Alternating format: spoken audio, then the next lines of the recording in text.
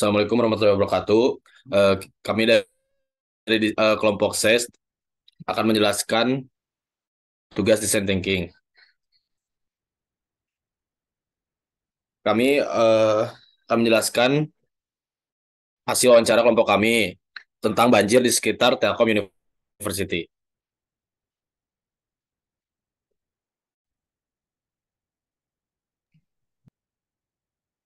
Pertama-tama kita akan memperkenalkan kelompok kita. Yang pertama saya sendiri Samjopi Kawinarno. Saya Alfi Sukri. Saya Rasfitri Nasuti. Saya Melita Fadila. Saya Reski Ramadhani. Yang pertama-tama ada table of content. Yang pertama ada HTML awal, data primer dan infinity diagram, user persona canvas, dan HTML akhir. Baik, yang pertama yaitu HTML awal kita. Yang pertama ada design challenge, yaitu awalnya kami berfokus pada kurangnya persediaan baju di wilayah bencana, khususnya banjir di sekitar Telkom. Kemudian user dari design challenge kami yaitu warga sekitar di desa di sekitar Telkom.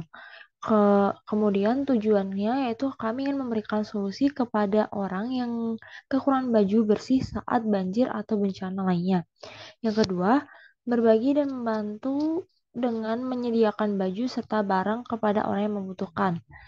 Kemudian kriteria dari keberhasilan dari desain challenge kami yaitu yang pertama, mendapatkan baju yang layak dan bersih. Yang kedua, penyebaran bantuan sesuai dengan target.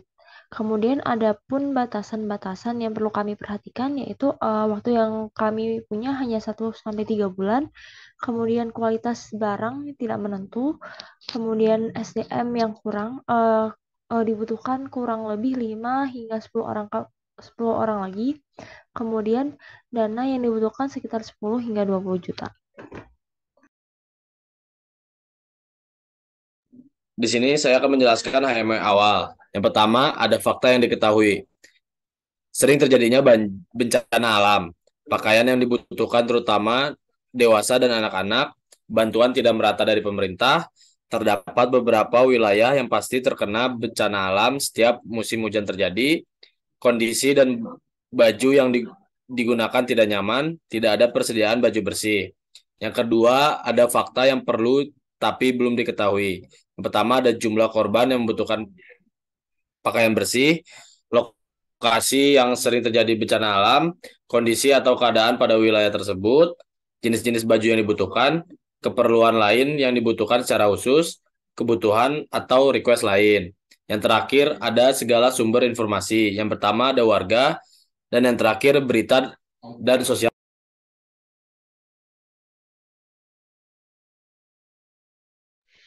Selanjutnya data primer 1. Berikut hasil wawancara kami ya. Kami yang pertama itu Ibu Yati. Ibu Yati tinggal di Bale Endah selama 40 tahun.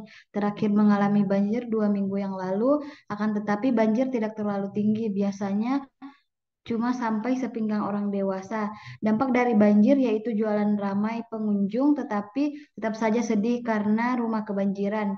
Air rumah tercemar, tetapi dari pemerintah tetap ada bantuan air bersih. Next. Selanjutnya yaitu dari saudara Yolan, di mana saudari Yolan ini mengatakan bahwa dia mengalami kebanjiran di hari Kamis 2 minggu yang lalu di depan Telkom. Walaupun banjirnya tidak terlalu tinggi, tetapi membuat saudari Yolan tersebut mengalami kesulitan dalam mobilitas, seperti ketika berjalan kaki sepatunya menjadi basah dan membuat berjamur serta membuat macet. Selain itu, saudari Yolan itu sering mengalami gatal dan kemerahan karena terendam air kotor.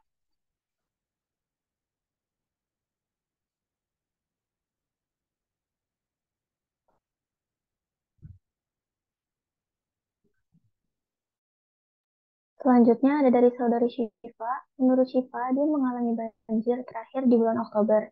Dampak dari banjir yang ia rasakan yaitu macet. Dia juga mengungkapkan bahwa baju bersih sangat dibutuhkan untuk wilayah banjir. Bantuan yang diberikan baik dari pemerintah maupun dari warga sekitar. Bantuan yang diberikan umumnya bantuan kebutuhan seperti pangan dan sandang. Untuk saat ini, banjir tidak terlalu sering seperti dulu. banjir yang pernah dialami hingga atap rumah. Untuk barang-barang yang dapat diselamatkan seperti barang penting seperti surat-surat berharga, sedikit baju bersih, dan beberapa alat makan.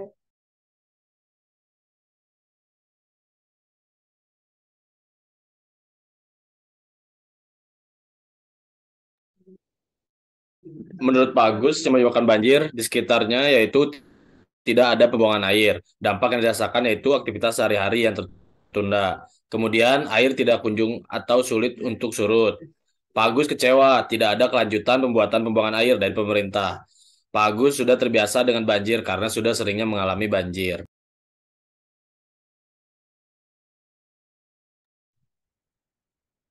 Selanjutnya itu dari Mas Ian. Mas Ian sering mengalami banjir hingga selutut orang dewasa, walaupun sudah ada bendungan, banjir tetap datang karena air sungai yang meluap.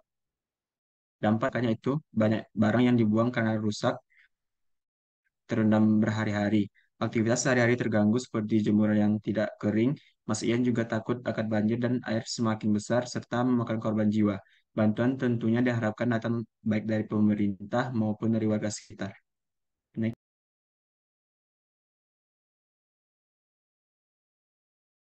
Selanjutnya data primer 2, eh, data dari narasumber Saudara Vicky.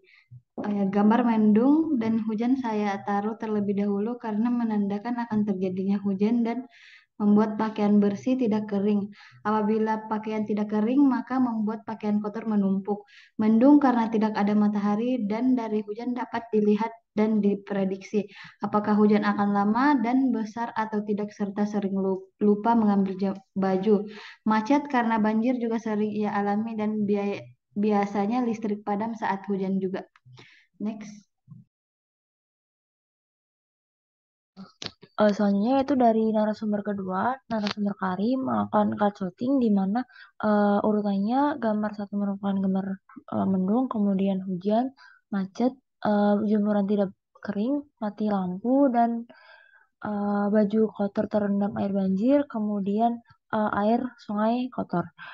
Gambar pertama dan kedua ditaruh di awal karena merupakan penanda di mana proses awal yang menandakan hujan akan turun. Kemudian kemudian untuk gambar baju kotor karena air banjir dan air sungai yang kotor itu merupakan akibat dari mendung dan hujan tersebut.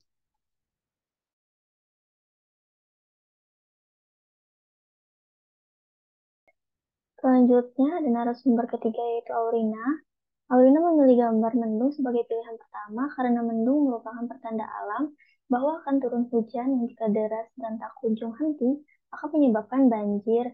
Pakaian yang dijemur menjadi tidak kering dan dapat menimbulkan jamur.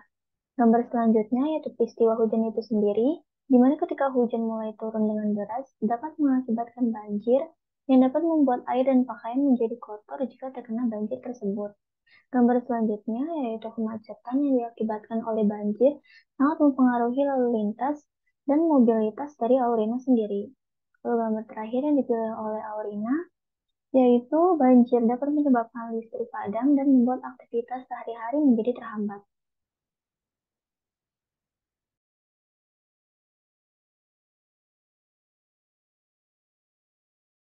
Selanjutnya ada dari narasumber dari Siva. Siva memilih gambar mendung sebagai gambar pertama. Menurut Siva, mendung merupakan awal terjadinya proses hujan, di mana awan hitam menutupi sebagian langit seakan bertandanya turun hujan.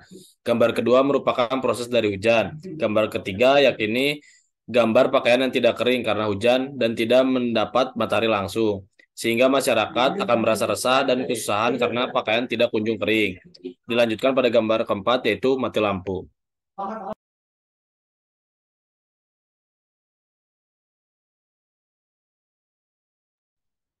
Eh, Selanjutnya adalah Ibu Yati. Ibu Yati memilih mendung dan hujan karena menunjukkan apakah terjadi banjir atau tidak. Cucian Ibu Yati juga sering tidak kering dan menjadi kotor ketika melewati banjir. Selain baju menjadi kotor, air tersebut juga sering membuat gatal-gatal dan sakit di badan.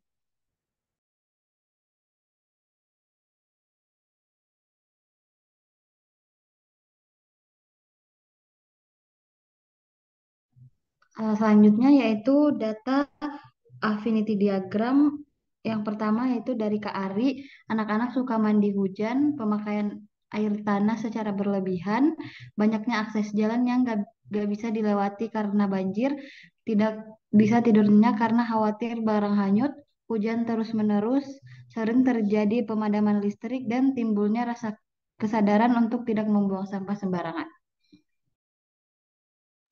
Selanjutnya, hasil wawancara dari Ibu Yati dapat didapatkan beberapa poin penting, yaitu jualan jadi ramai, terhambatnya aktivitas sehari-hari seperti mencuci, memasak, dan lainnya, kemudian khawatir akan kebocoran dan kerusakan rumah, badan sakit-sakitan, kulit terasa gatal, air kotor, dan air bersih sulit, kemudian bantuan pemerintah yang kurang tersebar secara merata.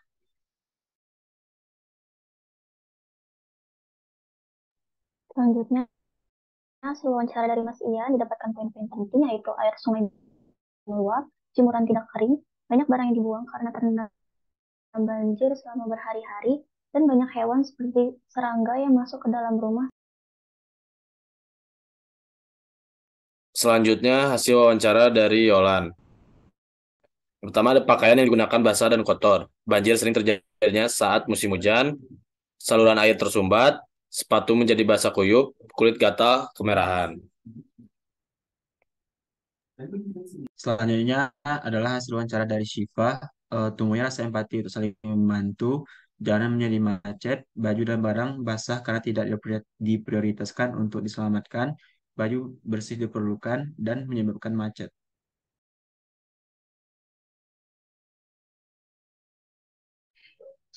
Selanjutnya yaitu dari data-data di slide sebelumnya, kami mengelompokkan poin-poin tersebut menjadi beberapa kategori, yaitu anak-anak di kompleks suka mandi hujan, jualan jadi ramai, tumbuhnya rasa empati untuk saling membantu, timbulnya rasa kesadaran untuk tidak membuang sampah sembarangan. Nah, melihat dari kesamaan tersebut yang menunjukkan manfaat atau kebaikan, maka kelompok kami menamanya dampak positif. Untuk kelompok atau kategori selanjutnya yaitu kami mendapatkan beberapa kesamaan seperti banyak hewan seperti serangga yang masuk ke dalam rumah saat banjir, sering terjadinya pemadaman listrik, barang basah karena tidak diprioritaskan untuk diselamatkan, banjir sering terjadi saat musim hujan, pakaian yang digunakan basah dan kotor. Karena melihat kesamaan tersebut terjadi pada keadaan saat banjir, maka kami menamai kelompok tersebut menjadi kelompok keadaan saat banjir. Dari data-data tersebut, kelompok kami mengelompokkan poin-poin tersebut menjadi beberapa kategori, yaitu bantuan pemerintah kurang terbesar merata, khawatir akan kebocoran dari kerusakan rumah, baju bersih diperlukan, tidak bisa diatur nyenyak karena khawatir barang hanyut, banyaknya akses jalan yang nggak bisa dilewati karena banjir. Nah, melihat dari kesamaan tersebut yang menunjukkan kegelisahan dan harapan dari warga, maka kelompok kami menamainya menjadi keresahan. Dan yang terakhir, dari data-data tersebut, kelompok kami mengelompokkan poin-poin tersebut menjadi beberapa kategori, yaitu badan sakit-sakitan, kulit terasa gatal-gatal, jemuran tidak kering, jalanan menjadi macet, terhambatnya aktivitas sehari-hari seperti mencuci baju, masak, dan lainnya, sepatu menjadi basah kuyup, air bersih sulit, banyak barang yang dibuang karena terendam banjir selama berhari-hari, kulit gatal, kemerahan, dan sering terjadi pemadaman listrik. Nah, melihat dari kesamaan tersebut yang menunjukkan kerugian, maka kelompok kami menamainya menjadi dampak negatif.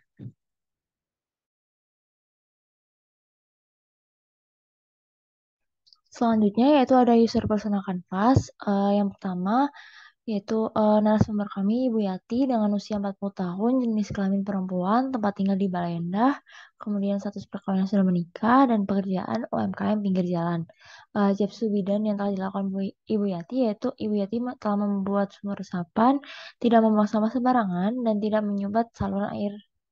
Kemudian untuk PEN sendiri, banjir tetap ada karena bendungan yang sering bocor. Kemudian membuat Ibu Yati mengalami Kemudian dengan adanya banjir tersebut membuat Ibu Yati mengalami gatal, badan sakit-sakitan, dan penyakit kulit.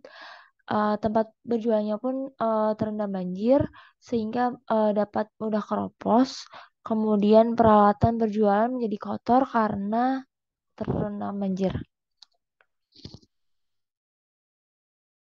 Selanjutnya yaitu Gens sudah tidak terlalu cemas karena ada bendungan. Walaupun begitu masih merasa khawatir jika terjadi hujan yang deras dan bendungan bocor dan pemaksimalan penggunaan bendungan secara berkala.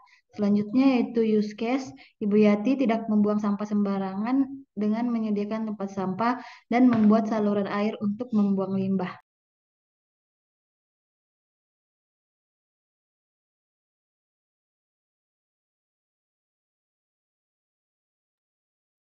Misalnya itu saya personal kanvas dengan narasumber Mas Ian, umur 33 tahun, tempat tinggal Sukabirus, pekerjaan penjaga kos, status perkawinan sudah menikah. Job to be done, tidak membuang sampah sembarangan, membuat saluran air atau selokan, membersihkan secara rutin saluran air, dan membuat sumur resapan. Pens, banjir masih tetap ada dan bendungan tidak berguna. Mas Ian merasa banyak barang yang dibuang karena eh, terendam banjir berhari-hari. Banyak juga hewan seperti serangga yang masuk ke rumah saat banjir dan air kotor yang menimbulkan munculnya berbagai penyakit.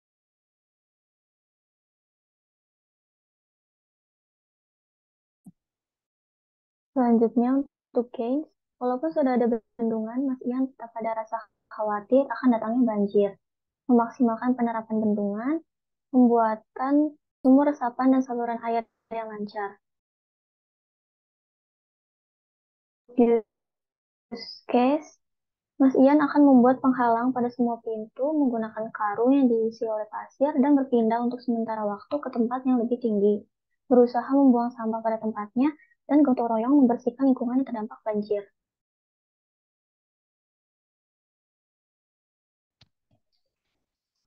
Kemudian selanjutnya yaitu dari beberapa observasi dan interview yang telah kami lakukan, kemudian kami juga telah mengumpulkan data-data primer dan menyusun affinity diagram serta beberapa user persona canvas.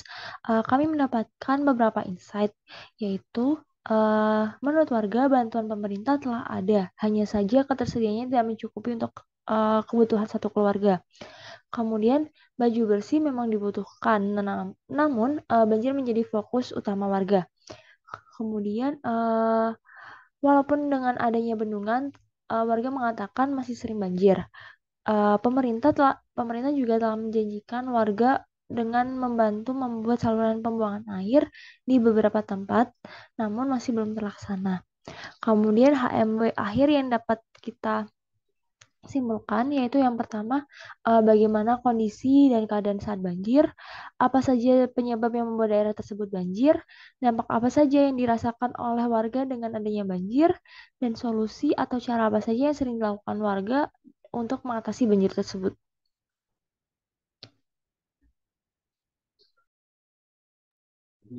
Sekian dari kelompok kami. Mohon maaf jika ada kesalahan. Wassalamualaikum warahmatullahi wabarakatuh.